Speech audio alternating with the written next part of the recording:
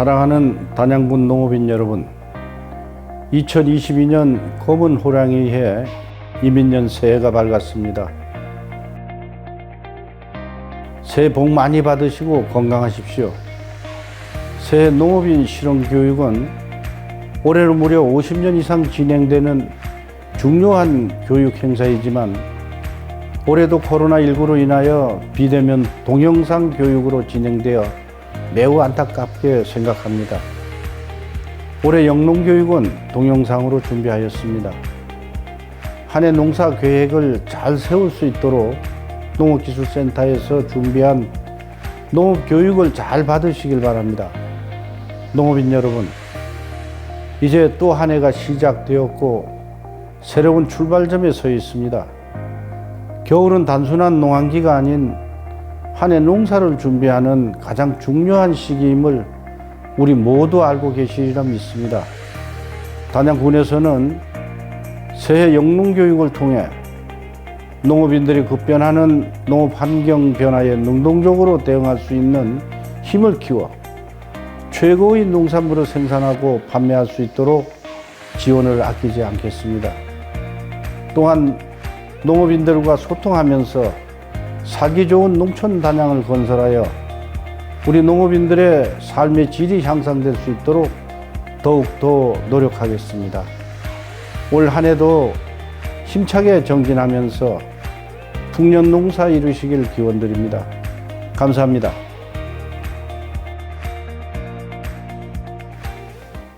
안녕하세요.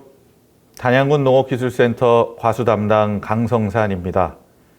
단양으로 발령받은 지 아직 얼마 되지 않아 많은 분들께 인사드리지 못했는데 오늘 이 자리를 빌어 이렇게 인사드립니다. 앞으로 현장에서 많은 분들과 소통하며 현장 중심의 지도 행정 추진해 나가겠습니다. 부디 아낌없는 고견과 조언, 자문을 부탁드립니다. 오늘은 우리 과수산업과 과수농가에 큰 피해를 주고 있는 과수화상병에 대하여 이해하고 예방할 수 있는 시간을 갖도록 하겠습니다. 내용 순서입니다. 먼저 과수화상병의 특징을 이해하고 그간 진행 과정을 알아본 후 이어 예방 방법과 방제 절차 그리고 손실보상 순으로 말씀드리도록 하겠습니다. 먼저 과수화상병의 특징에 대해 알아보도록 하겠습니다. 과수화상병은 어위니아 아밀로보라라는 세균에 의해 발생하는 병으로 병에 걸리면 마치 불에 그슬린 듯한 증상이 나타나기 때문에 영명으로는 우리말로 화재에 해당하는 파이어 블라이트로 명명되어 있습니다. 장미과, 배나무 악과 등 국내에서 재배되는 대부분의 과종에 전염이 가능하기 때문에 특히 국내 과수산업에서 큰 비중을 차지하고 있는 사과와 배 산업에 매우 큰 피해를 주고 있습니다. 화상병 세균의 생장 환경은 pH는 7.0 내외, 온도는 약 25도에서 27도이며 개화기 화기 감염의 경우에는 약 12도에서도 가능합니다. 화상병 세균은 멸균 토양에서 54일간, 비멸균 토양에서는 38일간, 가지치기한 가지에서는 약 20일간 생존이 가능할 정도로 생존력이 뛰어난 특징이 있습니다. 우리 지역에서 대부분 재배하고 있는 사과에서 과수화상병의 감수성인 품종과 대목을 나타낸 표입니다. 먼저 품종은 후지와 골든딜리셔스, 조나단 등이 감수성 품종으로 이들 품종을 교배친으로 하여 만들어진 품종 대다수가 모두 과수화상병 감수성 품종이 되겠습니다. 농가에서 많이 재배하는 후지, 홍로, 가몽, 양광, 스가루 등이 모두 감수성 품종에 해당됩니다. 대목 또한 M9, M26, MM106 등 대다수 농가의 사용 대목이 감수성에 해당됩니다. 따라서 90년대 이후 키 작은 사과원 확대 보급으로 현재에 이르고 있는 대다수 국내 사과원은 대목은 M9과 M26, 품종은 후지와 홍로가 대부분인 실정이기 때문에 과수화상병에 낮은 저항성을 가지고 있는 상황이 되겠습니다. 과수화상병 감염 경로입니다. 화상병 세균은 전년도 감염된 수체에서 궤양 상태로 월동하였다가 이듬해 봄에 증식하여 세균핵을 분출, 벌이나 비, 사람 등 동적 매개체에 의해 인근의 다른 수체로 전파 감염됩니다. 감염은 주로 화기 또는 어린 신초 감염, 기공을 통한 감염, 상처를 통한 감염 등이 있습니다. 감염 부위는 세균 증식으로 인해 서서히 고사되며 시간이 지나면서 새로운 궤양을 형성, 이듬해 전파 감염의 원인처가 됩니다. 계절별 감염 특징입니다. 봄에는 전년도 감염된 가지들의 잔존해 있던 병원균들이 꽃 또는 새로운 신초를 감염시킵니다. 여름에는 병원체의 전이가 활발하게 일어나는데 특히 다습하고 강수량이 많은 경우 증식이 지속적으로 일어납니다.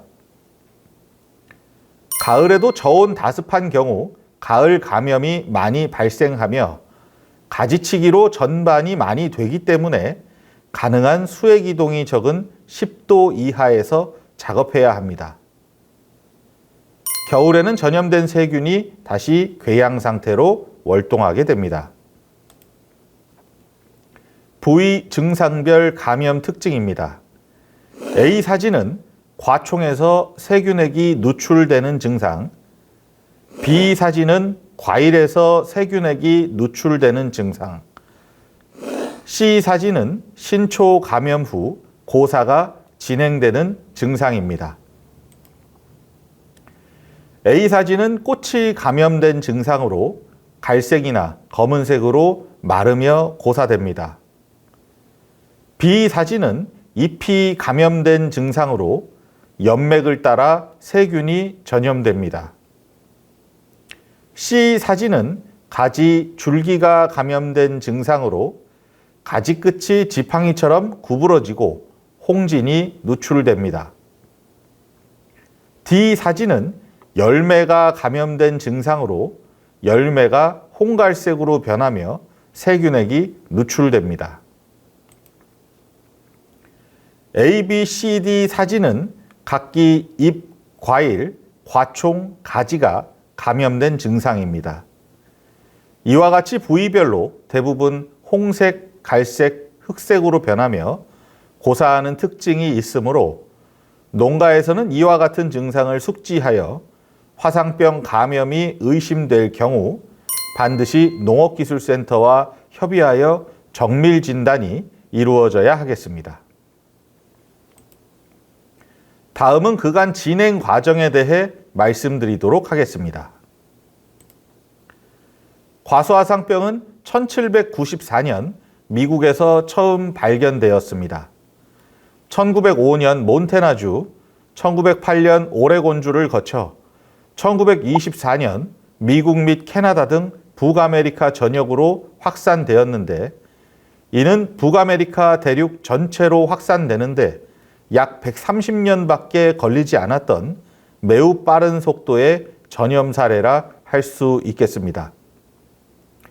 이후 유럽에서는 1958년 영국에서 처음 발견되었고 네덜란드와 덴마크를 거쳐 폴란드, 서독, 프랑스, 스위스로 전염되었는데 이는 미국에서 분리된 개체와 매우 유사한 개체로 확인되며 비행하는 곤충이나 철새에 의한 전염 가능성을 의심하게 되었습니다.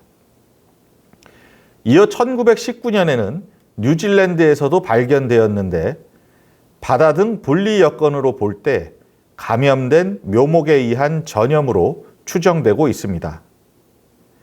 2012년에는 중국 서부 카자흐에서 발생 보고가 있었으며 동북아시아에서는 우리나라에서 발생하였고 중국 및 일본은 현재까지 발생 보고는 없습니다. 우리나라에서는 2015년 경기도 안성시 서운면에서 처음 발생되었으며 충북에서는 2015년 제천시 백운면에서 처음 발생되었습니다. 이어서 충북에서는 2018년 충주 제천에서 35건, 2019년 충주 제천 음성에서 145건, 2020년 충주 제천 음성 진천에서 506건이 발생하였으며 지역별 발생 상황을 볼 때 연도별로 서쪽으로 확산된 형태로 나타났습니다. 전국 발생 현황 및 충북 발생 비중입니다. 2015년에는 전국 43건으로 충북은 1건, 비중은 2.3%였습니다. 2016년에는 전국 17건으로 충북 발생은 없었습니다. 2017년에는 전국 33건으로 충북 발생은 없었습니다. 2018년에는 전국 67건으로 충북은 35건, 비중은 52.2%였습니다. 2018년에는 충북 발생이 크게 증가하였습니다. 2019년에는 전국이 188건으로 충북은 145건, 비중은 77.1%였습니다. 2019년에는 충북 발생이 급증하였습니다. 2020년에는 744건으로 충북은 506건, 비중은 68%였습니다. 2020년에는 전국 발생이 급증하였으며 그중 충북에서 대발생하였습니다. 이러한 사실로 볼 때 화상병 발생이 줄어들지 않고 있고 그중 충북 발생 비중이 상당히 많아지는 것을 확인할 수 있습니다. 금년 발생 현황입니다. 2021년에는 전국 560건으로 충북은 244건, 비중은 43.5%였습니다. 2020년 대비 발생은 다소 줄었으나 신규 발생이 52건 발생하였으며 그중 우리 지역인 단양이 3건, 인접 지역인 영월과 영주가 각 1건씩 발생하였고 인근 지역인 안동에서 11건이 발생하였습니다. 또한 2018년부터 신규 발생 비율을 조사한 결과 매년 전체 발생량의 5에서 10% 범위로 신규 지역에서 발생하는 것을 확인할 수 있었습니다. 단양 및 인접 인근 지역 발생 현황입니다. 2021년 단양 어상천면 이면 석교리에서 3건이 신규 발생하였으며 인접 지역인 영월 남면 토교리에서 1건, 영주 부성면 북지리에서 1건 신규 발생하였습니다. 또한 인근 지역인 안동에서 기란, 이마 일찍에서 11건 신규 발생하였습니다. 이로써 단양군 또한 미발생 지역에서 발생 지역으로 공적 방제 범위가 변경되게 되었으며 인접 인근 지역에서 동시에 발생되어 내년 발생에 상당히 경각심을 가져야 되는 상황이라 할 수 있겠습니다. 단양군 신규 발생을 기상정보로 분석해 보았습니다. 미국의 메릴랜드 대학에서는 메리블라이트란 모델을 활용하여 일평균 기온으로 화상병 감염도를 예측하고 있는데 각기 관심, 주의, 경계, 심각의 4단계로 화상병 감염도를 분석하고 있습니다. 이러한 메리블라이트 모델을 활용하여 단양군 기상정보를 바탕으로 금년 화상병 감염도를 분석해 보았습니다. 먼저 개화 전 감염도를 예측한 것으로 궤양 감염 예측이 되겠습니다.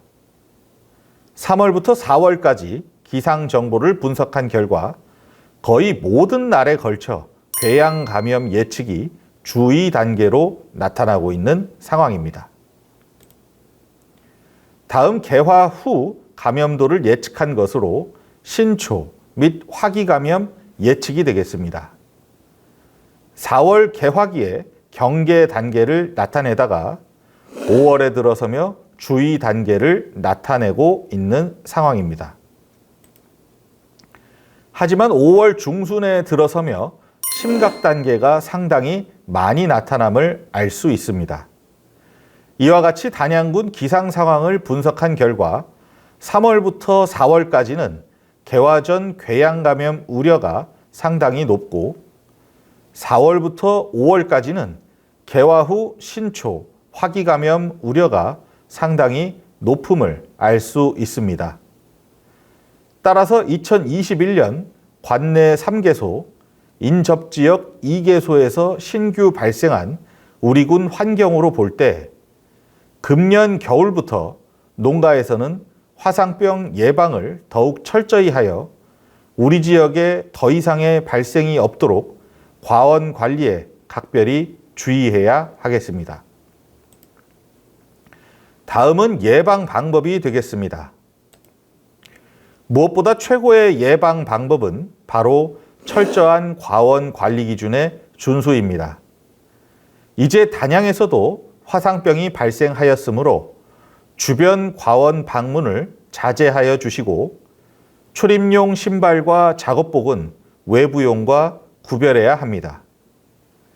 또한 특히 작업단을 고용하여 작업하는 경우 도구는 수시로 소독하고 공동으로 사용하지 않고 관리 대장을 비치하여 작성합니다.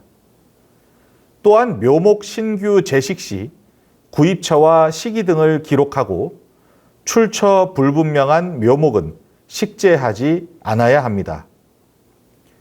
작업도구 소독은 70% 알코올 또는 락스 0.2% 함유액 등으로 소독하며 특히 가위와 고지톱 등 전정에 사용되는 도구는 반드시 소독하여 사용해야 합니다. 두 번째는 과원주의 자가 예찰 강화입니다. 기관에서도 주기적으로 예찰을 하지만 무엇보다 내 과원은 내가 제일 잘 아는 법입니다. 12월부터 3월까지는 화상병 월동 잠복처인 궤양을 중심으로 예찰 제거하여 생육기 세균병 발생 가능성을 사전에 차단해야 합니다. 화상병 궤양은 적흑 갈색을 띠며 병반부가 약간 부풀고 물에 젖은 형상을 띠는데 특히 사과에서 많이 발생하는 불안병과 증상이 유사하나 궤양 증상이 나타날 경우 구별하지 않고 보이는 즉시 제거하도록 합니다. 궤양 제거는 궤양이 관찰되는 위치에서 그림과 같이 약 40cm 아랫부분을 절단하고 적용 약체를 도포하도록 합니다. 궤양이 주간 밑둥에 형성되어 있거나 감염나무가 3년생 이하의 유목일 경우 인접 확산을 방지하기 위해 나무 전체를 제거하는 것이 권장됩니다. 생육기인 4월부터 11월까지는 꽃과 신초 중심으로 지속적인 예찰이 필요합니다. 앞부분의 화상병 특징 부분을 참고하시고 꽃 또는 연맥의 변색, 신초가 지팡이처럼 구부러지는 등 화상병의 전형적인 특징이 보일 경우 반드시 농업기술센터와 협의하여 정밀 진단이 이루어져야 하겠습니다. 세 번째는 사전 예방약제 살포입니다. 농업기술센터는 과수농가를 대상으로 화상병 예방약제를 보급하고 있으며 단양은 2021년부터 발생 지역이 되었기 때문에 2022년부터는 개화전 1회, 개화기 2회, 총 3회 예방약제를 살포해야 합니다. 개화전 방제는 1회 추진하며 그림에 나, 바라기와 다, 녹색기가 함께 보일 때 적용 약제를 살포토록 합니다. 주의해야 할 점은 동절기 석회 유황합제 살포 시 3월 중순까지 완료하고 살포 후 7일 이후에 약제를 살포하여 약해가 없도록 합니다. 또한 동제 사용 시 다른 약제와의 혼용을 피해 약해가 없도록 합니다. 석회 보르도액을 사용할 경우 반드시 유기농업자재 공시 제품을 사용토록 하고 무농약 유기농 농가에서는 개화 전 석회 보르도액이나 석회 유황합제를 1회 살포토록 합니다. 개화기 방제는 2회 추진하며 그림에 다 꽃이 80% 개화했을 경우를 만개로 기준하여 1차는 만개 후 5일에서 1일 전후에 2차는 만개 후 15일에서 1일 전후에 적용 약제를 살포토록 합니다. 주의해야 할 점은 적용 약제 중 프로헥사디온 칼슘을 사용할 경우 반드시 정해진 사용 적기를 준수토록 하고 미생물 제제를 살포할 경우 개화 초기에 살포토록 합니다. 다음은 방제 절차에 대해 말씀드리도록 하겠습니다. 과수화상병의 방제는 식물방역법에 근거하여 추진되고 있습니다. 식물방역법 제2조 명시 과수화상병은 검역병해충 중 금지병해충에 해당되고 제3조 명시 국가와 지자체는 예찰 방제 등 필요 조치를 취해야 하며 제31조 명시 확산을 막기 위해 필요시 방제해야 합니다.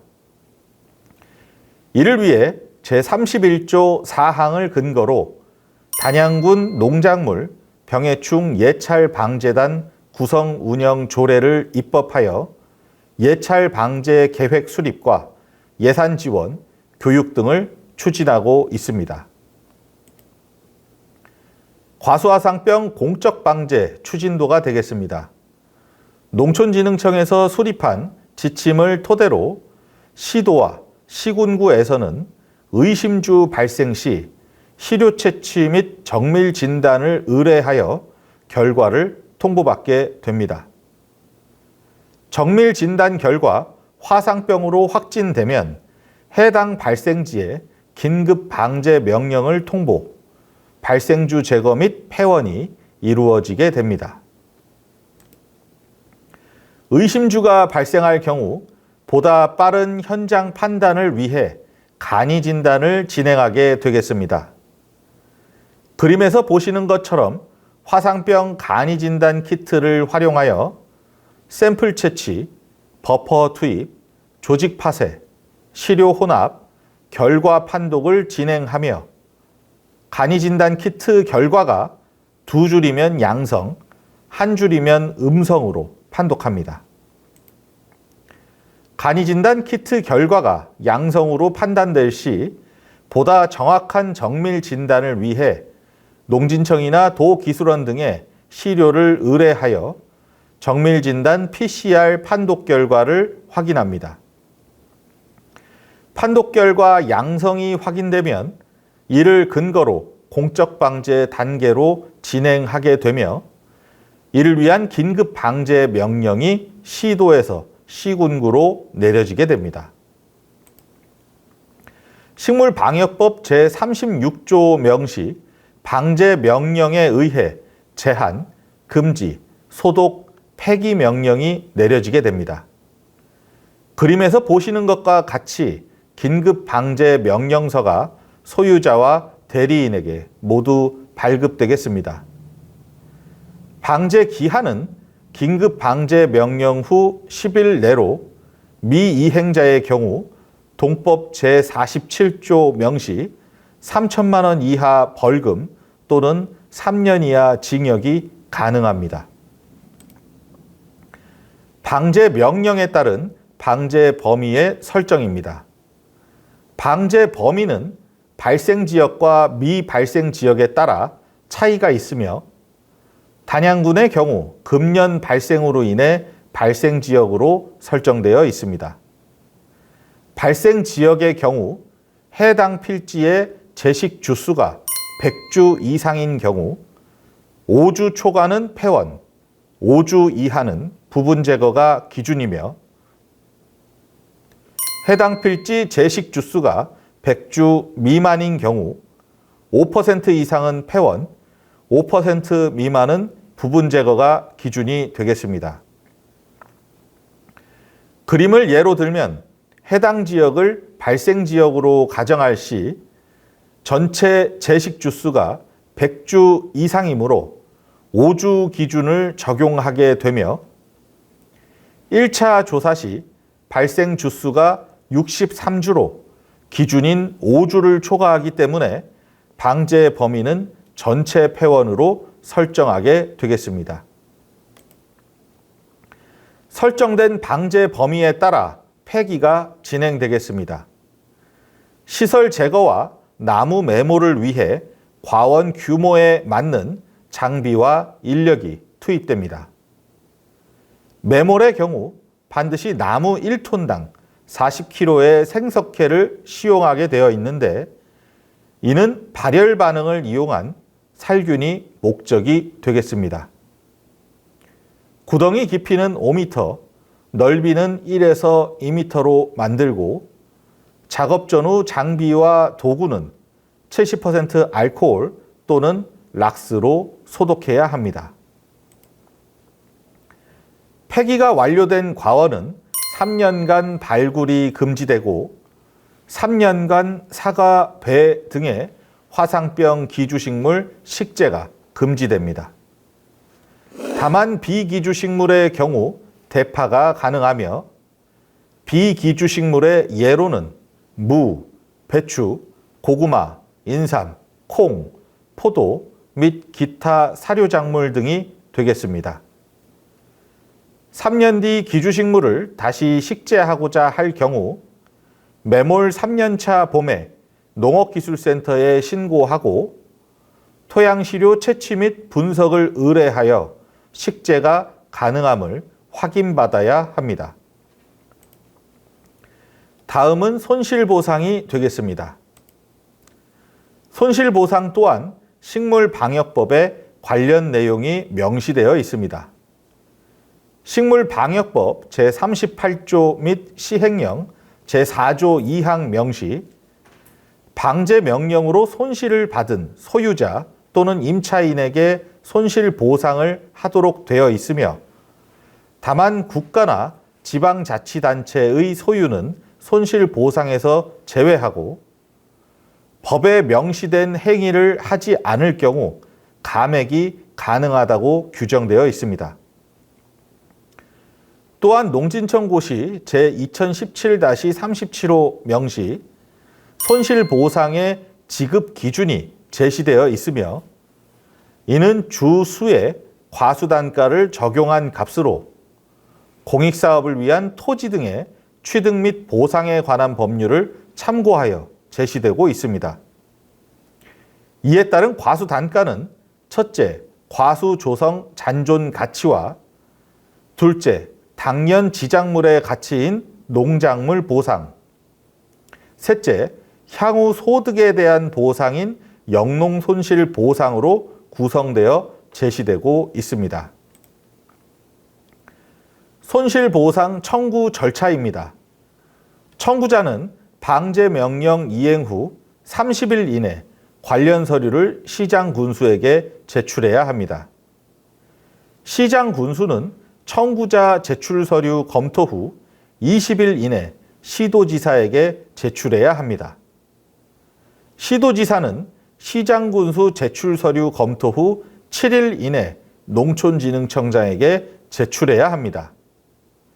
농촌진흥청장은 신청 금액을 최고 한도로 하여 20일 이내 보상 여부 및 보상 금액을 통보해야 합니다. 청구자는 이의가 있을 시 14일 이내 이의 신청을 하며 농촌진흥청장은 이를 토대로 최종 확정하여 청구계좌로 입금하게 됩니다. 이해를 돕기 위한 손실보상의 예시입니다. 해당 필지는 사과재배 필지이며 시기는 수확 전이며 면적은 4,473제곱미터이며 수령은 10년생이며 직경은 13cm이며 주수는 600주이며 이를 시바르 300평으로 환산할 경우 134주가 되는 필지를 가정해 보겠습니다. 예시 정보를 바탕으로 하여 손실 보상액을 산출해 보겠습니다. 앞서 말씀드린 농진청 고시의 손실보상 지급 기준이 구체적으로 명시되어 있는 농진청 예찰방제사업 지침 기준액을 적용할 경우 다음 그림과 같습니다. 수령 10년생의 경우 시바르당 134주에 해당하는 과수 단가는 15만 3,600원이며 이를 예시 주수인 600주로 계산하면 손실 보상액은 9,216만 원이 되겠습니다. 예시 정보를 바탕으로 하여 방제 비용 상한액을 산출해 보겠습니다. 직경 13cm의 경우 골치비와 부대 비용을 합한 방제 비용 단가는 46,600원이며 이를 예시 주수인 600주로 계산하면 방제 비용 상한액은 2,796만 원이 되겠습니다. 이 상한액을 한도로 실제 지출된 방제 비용을 청구하게 됩니다. 그 외 손실보상과 관련된 사항입니다. 고시에 제시된 손실보상 지급 기준에 이의가 있을 경우 감정평가사에 의뢰하여 감정받은 금액으로 손실보상을 청구할 수 있습니다. 또한 소유주와 임차인이 다를 경우 농진청은 분배 기준으로 4가지 유형을 참고하여 제시하고 있으나 상호 협의 결과를 최우선 적용하여 지급하고 있습니다. 이상 과수화상병의 이해와 예방을 위해 관련 내용을 살펴보았습니다. 계속되는 기상이변과 악천후로 인해 내년 한 해도 쉽지 않은 과수 농사가 예상되며 화상병이 더 이상 관내에 확산되지 않도록 치열한 예찰과 방제가 필요한 상황입니다. 농가에서도 소중한 자산에 피해를 입지 않도록 철저한 과수화상병 예방을 부탁드리며 내년 한 해도 성공 농사 되기를 진심으로 기원합니다. 이만 줄이겠습니다. 경청해 주셔서 감사합니다.